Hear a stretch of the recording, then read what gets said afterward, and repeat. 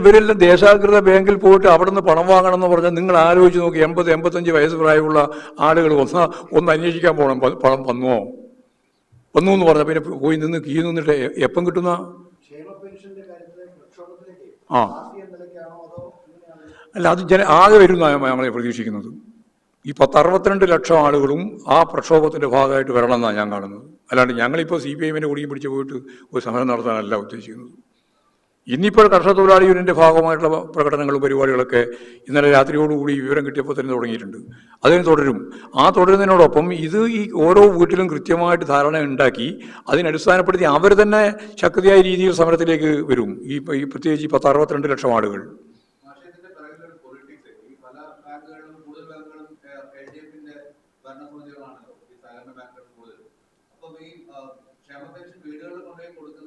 പാർട്ടിക്കാരാണെന്നും അതുവഴി ജനസമ്പർക്കം കൂടുതലായി പാർട്ടിക്ക് ഉണ്ടാക്കാൻ പറ്റുന്നത് പൊളിറ്റിക്കലായിട്ട് മാനിപ്പുലേറ്റ് ചെയ്യപ്പെടുന്ന സിസ്റ്റമാണെന്നും ഉള്ള ഒരു പൊളിറ്റിക്കൽ ഗെയിം ആണോ ഇങ്ങനൊരു തീരുമാനത്തിന് പുറകിൽ വന്നിട്ടുണ്ടാവുക? അതൊക്കെ ഉണ്ടാവാൻ സാധ്യതയാണ്. ഞാൻ പക്ഷേ ഇതൊന്നും രാഷ്ട്രീയം കാണുന്നില്ല. ഞാനിത് കാണുന്ന ഈ പദ്ധതി തന്നെ അവസാനിപ്പിക്കേണ്ട പരിപാടി ആലോചിക്കുന്നത്.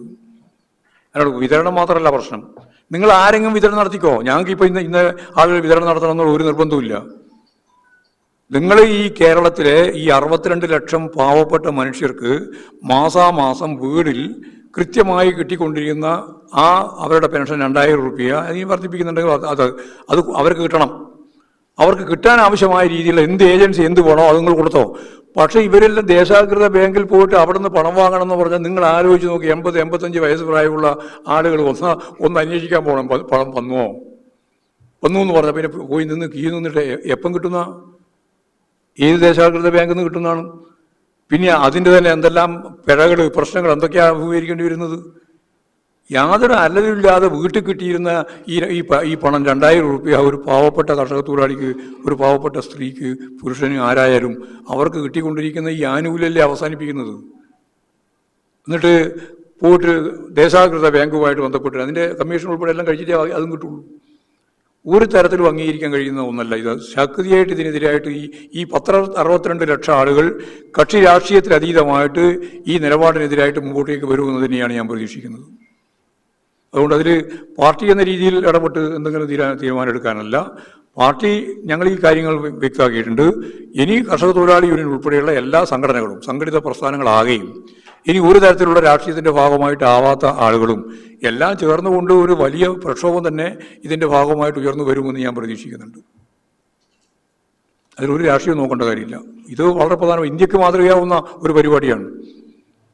ക്ഷേമ പെൻഷനുകൾ കൃത്യമായിട്ട് നൽകുന്നത് ഇന്ത്യയിൽ തന്നെ ഏറ്റവും ശരിയായ രീതിയിൽ കേരളമാണ് കൈകാര്യം ചെയ്യുന്നത്. പണ്ട് ഉമ്മൻചാണ്ടി 18 മാസത്തിൽ കുടിശ്ശികയാക്കിയിട്ടാണ് പോയെ. അപ്പോൾ അതെല്ലാം കൃത്യമായിട്ട് കൈകാര്യം ചെയ്തു പോയതാണ് കേരളത്തിൻ്റെ മാതൃക. അപ്പോൾ അത് തകർക്കാൻ വേണ്ടിയിട്ടുള്ള ശ്രമത്തെ കേരളം ഒറ്റക്കെട്ടായിട്ട് നിങ്ങൾ മാധ്യമങ്ങളൊക്കെ ശക്തിയായിട്ട് ഇടപെടേണ്ടതാണ്. കാരണം നിങ്ങൾക്കെല്ലാം ബാധ്യതയുണ്ട്. ഈ പാവപ്പെട്ട 62 ലക്ഷം ആളുകൾക്ക് വീട്ടിൽ കൃത്യമായിട്ട് കിട്ടി. ഇനിയിപ്പോൾ ഇത് ഞാൻ നേരത്തെ പറഞ്ഞ പ്രായമുള്ളവർക്ക് നേരിട്ട് പോകാൻ പറ്റില്ല. ആരെങ്കിലും ഏൽപ്പിക്കേണ്ടി വരും. ഏൽപ്പിച്ചു കൊണ്ടാൽ കൃത്യമായിട്ട് തിരിച്ചു കിട്ടുന്നതിന് വല്ല വ്യവസ്ഥയുണ്ടോ? അത് വീട്ടിലുള്ളവരായാൽ തന്നെ. അപ്പോൾ വളരെ വളരെ തെറ്റായ ഒരു നിലപാടിലേക്കാണ് ഗവൺമെൻറ് മാറുന്നത്. ഇത് അവസാനിപ്പിക്കാനുള്ള ഒരു ശ്രമത്തിൻ്റെ ആദ്യ പടിയാണ്. അത് കൃത്യമായിട്ട് ജനങ്ങൾ തിരിച്ചറിയണം. അതിന് രാഷ്ട്രീയം പറയാതെ, രാഷ്ട്രീയമല്ല ഇതിൻ്റെ അകത്ത് തോന്നേണ്ടത്. എല്ലാവരും ശക്തിയായിട്ട് ഈ പാവപ്പെട്ട 62 ലക്ഷം ആളുകൾക്ക് പിന്തുണ നൽകണം എന്നാണ് മാധ്യമങ്ങളോട് എനിക്ക് അഭ്യർത്ഥിക്കാനുള്ളത്.